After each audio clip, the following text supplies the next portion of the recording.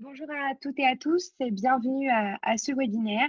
En attendant que les autres participants arrivent, je vais vous présenter le programme du Festival Online de la Data, donc notamment les prochaines dates. Donc aujourd'hui, comme vous le savez, vous êtes là pour le webinaire sur Debezium, le webinaire qui va consister à vous expliquer la plateforme distribuée open source pour le CDC, donc le Change Data Capture. Et en plus de ça, on vous fera une petite démo, donc c'est Yabir qui vous présentera tout ça. Les prochaines dates, donc le jeudi 11 juin de 15h à 15h30, donc ce sera avec notre partenaire Knowedge. On vous présentera comment bien collecter et présenter les données pour transmettre le maximum d'informations. Le jeudi 18 juin, vous allez pouvoir découvrir comment intégrer et préparer vos données pour de l'analyse prédictive ou du reporting dans le cloud. Donc ça, ce sera avec notre partenaire Trifacta, donc notamment Victor Coustenoble et Franck de Synatic. Et en dernière date pour le moment, ce sera le jeudi 25 juin. Donc attention, c'est à 15h30. On va répondre à la question qui est de comment mobiliser business et IT autour de leurs données les plus précieuses. Donc avec notre partenaire Talend, et ce sera justement avec Jean-Michel Franco et Romain Legrand. Je vous demande de bien vouloir couper vos micros pendant toute la durée du webinaire. Ce webinaire a vraiment pour but de présenter notre entreprise, de vous présenter la thématique que nous avons choisie, donc qui est Debezium aujourd'hui. Donc, ça va durer à peu près 30 minutes et il y aura une série de questions-réponses. Donc, si vous avez des questions, n'hésitez pas à les poser dans votre chat. Et si on n'a pas, on clôturera justement ce webinaire. Pour les questions, ce sera Yabir qui répondra à la fin de sa présentation. À présent, je vais vous présenter donc notre entreprise, donc Synaltic en quelques mots. Synaltic est un acteur innovant, un dénicheur de solutions. Donc, pourquoi dénicheur de solutions? Eh bien, nous avons de nombreux partenaires. Donc, comme je vous ai dit, on a Talent, Trifacta, Knowedge, OVH Cloud et j'en passe. Et nous avons une équipe de collaborateurs engagés. Pourquoi engagés? Eh bien, c'est 30 collaborateurs formés et certifiés qui contribuent au quotidien aux communautés d'utilisateurs. Nous sommes justement des spécialistes en data management, mais aussi des artisans de la donnée depuis plus de 15 ans. Et nous avons réalisé plus de 250 projets par le biais de plus de 160 clients. Voilà, Synaltic, c'est des collaborateurs passionnés d'open source et d'innovation. À présent, je vais laisser la parole à Yabir qui va commencer sa présentation sur Debezium. Merci à toutes et à tous. Je vous parlerai de streaming et processing de la base de données classique au streaming avec des versions. D'abord, je me présente. Je m'appelle Jabir et je suis consultant data engineer chez Synaptic depuis un an et demi. J'ai eu l'occasion de participer dans des projets en utilisant des technologies open source comme Talent Big Data, Hadoop et Kafka. Pour faire un petit tour de ce qu'on verra, je vous parlerai d'abord de contexte, de Change Data Capture au CDC, notamment de la technologie CDC des versions, les problématiques actuelles et les solutions du CDC. Ensuite, je vous expliquerai les projets de version et comment ils répondent à ces problématiques. Après, je vous montrerai une démo d'un site e-commerce qu'on a créé qui récupère les données en temps réel. Ensuite, quelques autres cas d'utilisation. Et finalement, le fonctionnement de Debezium, comment il arrive à récupérer les changements de base de données d'une manière transparente pour les applications. Alors, pour parler de Debezium, il faut parler du CDC. Alors, c'est quoi le CDC? C'est la capture des changements de données, ou Change Data Capture en anglais. Et l'idée, c'est assez simple. Vous avez vos données dans votre base de données, par exemple des clients, des commandes, des produits. Vous aimeriez être averti, pouvoir gérer ces opérations, par exemple être notifié quand un utilisateur est supprimé. Et généralement, vous diffuserez ces opérations dans une sorte de base de données ou un broker de messagerie tel qu'Apache Kafka. C'est donc celui que nous utilisons ici.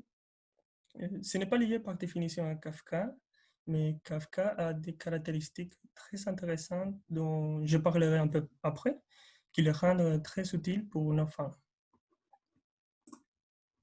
OK. Dans un monde qui cherche à devenir event-driven, on parle du CDC. Soit on met des triggers partout, soit on utilise les fichiers de log. Mais chaque de ces solutions ont un impact négatif dans le processus du CDC. Par exemple, si on fait le CDC par trigger, il y a un impact sur les performances car les triggers sont implémentés directement dans la base de données. Ils consomment les ressources du serveur de la base de données et ça pourrait ralentir les fonctionnements quotidiens. Une autre problématique, c'est quand on crée des triggers, il n'y a pas de solution générique. Il faut qu'on connaisse le langage SQL de la base de données et les méthodes pertinentes pour créer les triggers. De l'autre côté, nous pouvons faire la lecture du log, mais le problème qui se pose là, c'est qu'il n'y a pas de reprise sur l'erreur. Si le fichier n'est pas disponible à un moment donné, on fait quoi? On lit les changements depuis le début, on récupère les données à partir de la dernière date de l'opération qui a été faite, et pareil pour l'existence de solutions génériques. Tous les fichiers de log sont différents et peuvent changer à chaque nouvelle version de la base de données, ce qui rend difficile la bonne implémentation de cette solution. Tout ça change en mai 2019, où Debezium fait sa sortie officiellement sous licence Apache. Et qu'est-ce que Debezium? Alors, Debezium est une plateforme distribuée pour la capture des changements de données. Et je vous ai parlé du CDC, et là, Debezium se pose entre la base de données et la destination, dans ce cas, Kafka. Il se connecte à la base de données, écoute tous les événements qui sont faits. Pour ceux qui ne connaissent pas les concepts, un événement, ça serait une insertion dans la base de données, comme la création d'un utilisateur. En gros, c'est une opération dans la base de données. Finalement, Debezium va transmettre les données vers un bloqueur de messages comme Kafka. Debezium est durable et rapide, de sorte que vos applications peuvent répondre rapidement et ne jamais manquer un événement, même en cas de problème. Ce que nous apporte Debezium, il simplifie la mise en place du CDC. Il ne suffit que de le démarrer, de pointer vers notre base de données pour que nos applications commencent à répondre à toutes les insertions, mises à jour et suppressions. Il accélère la propagation des changements. Il fait la lecture des changements à partir de logs et pas en lisant la base de données directement. Il enrichit les événements. Debezium fournit plus d'informations comme les lignes supprimées, la date de la modification et le type de changement. Il est DB agnostique. C'est la même mise en place et même résultat, peu importe la base de données, même si les fichiers de log ne sont pas pareils. Il est tolérant à la panne. Si Debezium s'arrête, il sait où reprendre la lecture et il transforme le batch au streaming.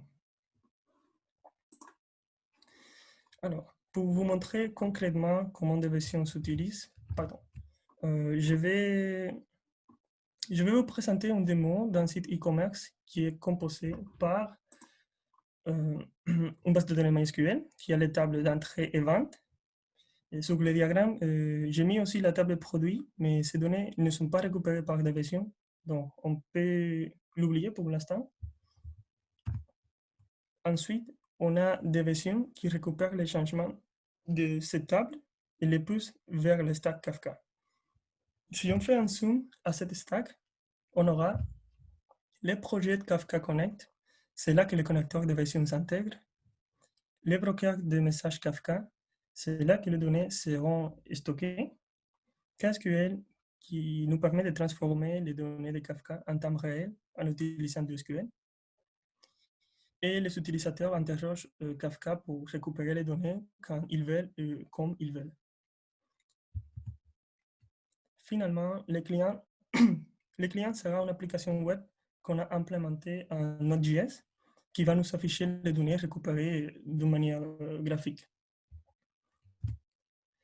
Le site est ouvert pour tous et vous pouvez tester en même temps avec moi si vous voulez. Alors, je vais chercher le site. Donc, ça, c'est notre site. Ça, c'est la simulation d'un site e-commerce qu'on a fait.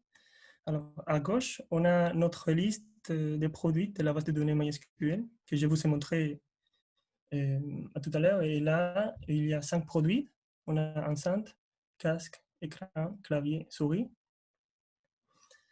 À côté de cette liste, on a les boutons des actions ajouter, ce sont des entrées dans la base, ou alors je peux retirer. Toutes ces actions, c'est des insertions vers les tables entrée ou vente. C'est que ça, c'est une insertion d'une nouvelle ligne. Si j'ajoute, par exemple, pour les enceintes, je vais ajouter un gros volumétrie, par exemple 500,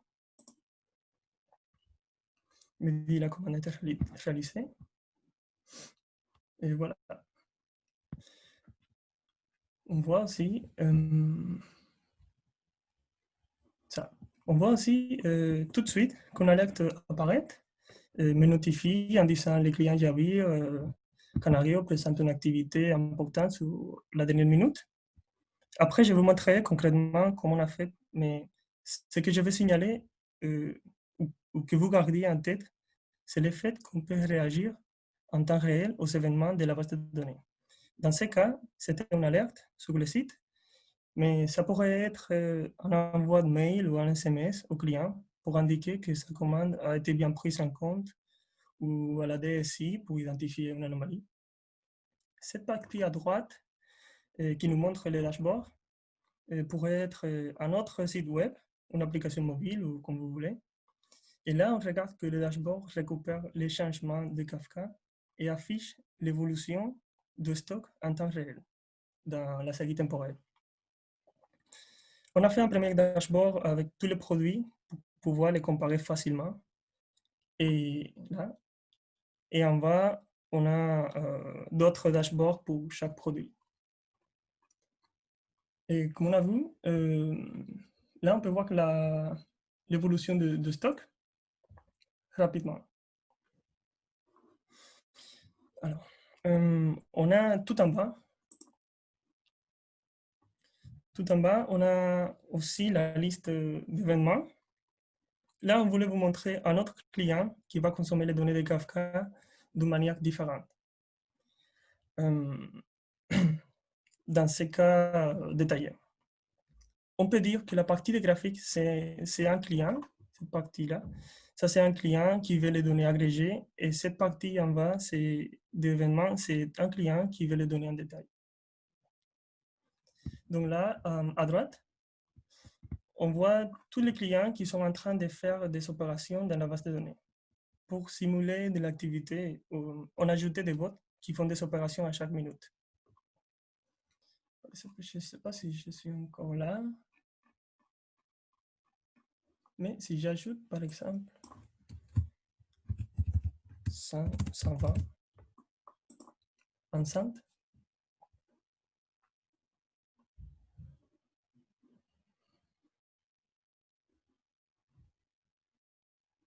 là on voit notre activité qui apparaît. Et là, j'aurai mon nom, Yabil Canario, avec l'ID de produit 5, ça c'est l'ID 5, et les 120 produits achetés. Pour conclure avec la démo, à gauche, les récupérations de données et les insertions aux tables se font directement à la base de données MySQL. Des versions capturent que quelqu'un a fait une opération, fait les transformations et rendre les résultats accessibles sur Kafka pour que le client puisse les récupérer. Et à droite et en bas, on a l'affichage des résultats des clients. OK. Je reviens à la présentation. Alors, KSQL. Je vous montre à quoi ça ressemble KSQL. Si vous connaissez le SQL, vous n'allez pas être perdu. C'est juste pour vous montrer que ça donne accès aux mêmes fonctionnalités SQL. Par exemple, création de tables, c'est ce que j'ai souligné en rouge, des group by, des jointures, filtres. Et KSQL ajoute aussi la notion de streaming qui récupère les données en temps réel. D'autres use cases. Donc, vous diffusez ces opérations dans Kafka, mais que pouvons-nous en faire? Tout d'abord, vous pensez à la réplication des données afin que vous puissiez diffuser toutes les modifications dans une autre base de données. Maintenant, vous vous demandez pourquoi je n'utilise pas les outils de réplication fournis avec ma base de données. Une des raisons pourrait être, cela vous permet de diffuser des modifications de données au-delà du simple cas d'utilisation que nous venons d'évoquer. Et parce que le CDC permet d'intégrer les bases de données propriétaires avec celles open source. Imaginons ce cas où vous avez une équipe marketing et peut-être voudrait-il exécuter une sorte d'analyse où il s'aimerait identifier tous les clients qui ont commandé un produit au cours de 2 dernières semaines afin qu'ils puissent leur envoyer une newsletter. Peut-être, cette équipe marketing ne devrait pas exécuter ces requêtes sur la base de données de production. Et pour répondre à cette problématique, la DSI décide de, décide de monter une autre base de données, spécifiquement mise en place pour l'équipe marketing. Évidemment, cette base de données doit être synchronisée avec la base de données primaire. Eh bien, CDC pourrait être utilisé pour les faire. Et encore une fois, des versions nous apportent la couche CDC en temps réel. Donc, c'est de la réplication, mais il y a plus. OK. On peut faire l'historisation et l'audit, comme on récupère tous les changements de la base de données et même les lignes qui ont été supprimées, on peut historiser notre base et l'auditer. On peut mettre à jour un full text search engine comme Elasticsearch ou Solaire pour qu'il soit synchronisé aussi. On peut mettre à jour un modèle de lecture CQRS. Ça, c'est un modèle utilisé dans les architectures microservices. On peut mettre à jour la UI en temps réel. Par exemple, avec le CDC, on peut identifier qu'un client clique plusieurs fois dans un bouton et on peut identifier que en effet, ce bouton, c'est le plus important. Et on peut changer la position de ce bouton dans l'espace du site. Et on peut aussi requêter les données en streaming, comme on a vu dans la démo. Alors, comment suivre tous les changements? Comment Debezium arrive à récupérer tous les changements de données? Alors, globalement, toutes les bases de données ont un fichier de log de transactions qui ont été exécutées dans le système. Donc, en accédant à ces fichiers de log et en le lisant, vous obtenez tous les événements et toutes les informations dont vous avez besoin d'une manière totalement transparente pour les applications qui écrivent ces données. Par exemple, la base de données MySQL a les binary log ou binlog, la base de données Postgres a les write-ahead log et MongoDB a les hop log. Alors, Debezium doit s'appuyer sur une infrastructure de messaging. Et dans ce cas, Kafka correspond bien aux objectifs de CDC et pourtant de Debezium parce que les messages sont identifiés par clé dans Kafka et ça colle très bien avec notre cas d'utilisation parce que les tables normalement ont une clé primaire et, et c'est très bien parce que peu importe si la clé primaire est complexe, si c'est de plusieurs colonnes, il arrive à bien identifier la clé. Dans Kafka, l'ordre est garanti, mais attention, c'est par partition. Kafka est basé par pull request. Ça veut dire que ce n'est pas Kafka qui pousse les données vers la destination, c'est plutôt les clients qui interrogent les données dans Kafka. Kafka supporte la compaction et Kafka, c'est un projet escalable horizontalement. Ça veut dire qu'il fonctionne par cluster. On peut ajouter des nodes en fonction de la charge et diminuer aussi la quantité de nodes. Un autre projet, c'est Kafka Connect. Ça, c'est un framework pour connecteurs source et sync. Par exemple, si on ne veut pas développer un client qui va interroger Kafka, on peut utiliser Kafka Connect qui a les connecteurs prêts à l'emploi. ils suivent des offsets.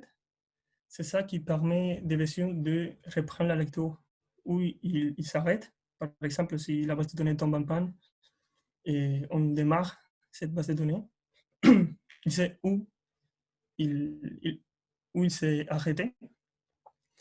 Kafka Connect est aussi un projet clusterisé, donc pareil, on peut ajouter des notes et les retirer quand on veut. Et Kafka Connect a une variété de connecteurs. On a les connecteurs, par exemple, d'Hadoop, d'Elasticsearch, des API, de Flink, de la console, d'un fichier. Et on a aussi un connecteur JDBC, que c'est plus général. Finalement, on a le projet de KSQL qui nous permet de créer des tables et streaming. On peut faire des jointures, on peut faire toutes les fonctionnalités qui SQL a. Et, ok, parmi les connecteurs CDC de version, on a MySQL, Postgres, MongoDB et SQL Server. Et on aura bientôt les connecteurs pour Oracle et Cassandra. Alors, la structure du message. Comme j'avais dit, les messages sont identifiés par clé valeur. Donc, la clé, c'est la clé primaire de la table. On a aussi la deuxième partie, c'est le payload, qui est composé par les before et after. Ça, c'est assez clair lors de modification. Pour une insertion, les before est nul et l'after a des données. Pour une suppression, les before a des données et l'after c'est nul. La partie source, c'est une partie avec des métadonnées très intéressantes.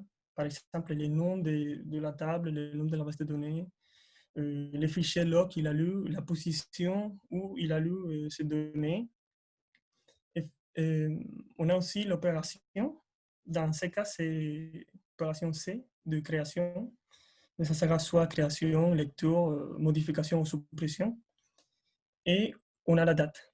Ça, c'est la date où les données ont arrivé au cluster Kafka. On peut stocker les données en JSON ou en Avro. En JSON, c'est ce que vous arrivez à regarder là. En JSON, c'est un type de données lisible par l'humain, mais ça prend la taille peut augmenter.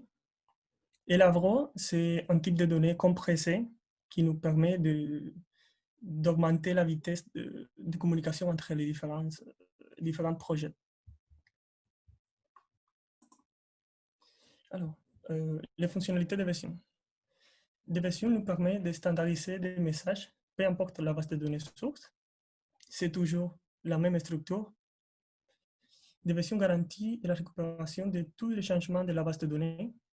Avec Kafka, des versions assurent que les données arrivent au moins une fois dans le stack. Des versions produisent des événements de changement avec un délai très faible, parce qu'il lit directement les fichiers de log et pas la base de données. Il récupère les données supprimées. Ça, c'est une chose qui n'est pas supportée dans les solutions actuelles de CDC. Il peut filtrer les tables avec une liste blanche ou une liste noire. Par exemple, si on ne veut pas récupérer les données d'une table, on les met dans les blacklists. Et au contraire, si je vais récupérer que les données des deux tables, je les ajoute dans les whitelists. On peut masquer nos données. Par exemple, si on a une problématique de RGPD, on peut masquer les données personnelles pour que le client ne puisse pas lire cette colonne ou cette partie des données. On peut faire des snapshots. Ça, c'est une autre fonctionnalité très intéressante. Des versions, il est assez intelligent. Par exemple, quand on perd les fichiers de log, des versions fait un snapshot. Et le snapshot, c'est qu'il va lire toute la table et il va les comparer avec les données qu'il a déjà lues. Donc, ça permet d'identifier les nouvelles lignes qui ont arrivé et de simuler tous les changements qu'on était faite. Évidemment, ça prend du temps. Et c'est pour ça qu'une autre fonctionnalité, c'est le monitoring à travers le JMX. Ça, c'est un framework de surveillance de Java où on peut regarder les statuts de Snapshot et les derniers événements ou snapshots qu'il a fait. Deviation est aussi une librairie dont on peut facilement la intégrer avec une application. Euh, et comme ça, on n'a pas besoin d'un message de broker comme Kafka. Et finalement, Deviation fait des transformations. Au moment de la récupération des données, si par exemple on veut coller les prénoms et les noms de famille d'une personne, on peut le faire au moment de la récupération. Pour conclure, Deviation simplifie la mise en place du CDC, accélère la propagation des changements, enrichit les événements, il est DB-agnostique, il est tolérant à la panne, et aujourd'hui c'est du batch, demain ça sera du streaming. Pour aller plus loin, on a mis 4 liens. Le premier, c'est le tutoriel Deviation dans le site web officiel de Deviation. On a aussi les exemples Docker Compose. Avec Docker Compose, c'est très simple à mettre en place et vous pouvez jouer avec Deviation. On a aussi les liens de démo que je vous ai montré. C'est la démo Synaptic et c'est à vous de jouer. Et si vous savez en question, si vous voulez parler avec plus en détail du projet, si vous pensez que c'est intéressant de mettre en place le CDC dans votre boîte, n'hésitez pas à nous contacter à travers nos liens synaptic.fr. Donc voilà, c'était la présentation des versions. Est-ce qu'il y a des questions? Merci Yabir. N'hésitez pas justement à poser vos questions dans le chat. Donc, on vous laisse à peu près 1-2 minutes, le temps de poser vos questions. Et si on n'a pas, je vous mets quand même le lien pour nous contacter en cas de besoin, si vous avez des questions sur vos projets data ou autres, ou même sur la présentation. Sachez en tout cas que tout ce qui est lien, présentation, démo, nous vous enverrons un mail donc aux personnes qui se sont inscrites et qui ont participé au webinaire aujourd'hui. Donc vous allez pouvoir tout recevoir, même revoir l'enregistrement pour ceux qui ont besoin ou pour ceux qui ne l'ont pas vu. Donc voilà. Yabir, écoute, pour le moment, il n'y a pas de questions. Donc ce que je te propose, c'est qu'on arrête là, qu'on puisse conclure. Pour ceux qui n'étaient pas présents au tout début du webinaire, je vais refaire un petit point sur les prochaines dates. Alors, au niveau des prochaines dates, donc, ce sera le 11 juin avec notre partenaire Knowedge, donc toute la BI en open source. Donc là, ce sera la collecte et la présentation des données pour transmettre un maximum d'informations. Le jeudi 18 juin à 15 h, ce sera la découverte de Trifacta, donc de comment bien intégrer et préparer vos données pour de l'analyse prédictive ou du reporting dans le cloud. Et le 25 juin, donc la vigilance, ce ne sera pas à 15 h, mais à 15 h 30, avec notre partenaire Talent, donc comment mobiliser business et IT autour de leurs données les plus précieuses. Donc voilà, on tient à vous remercier pour votre participation et on vous dit à bientôt. Bonne journée à tous.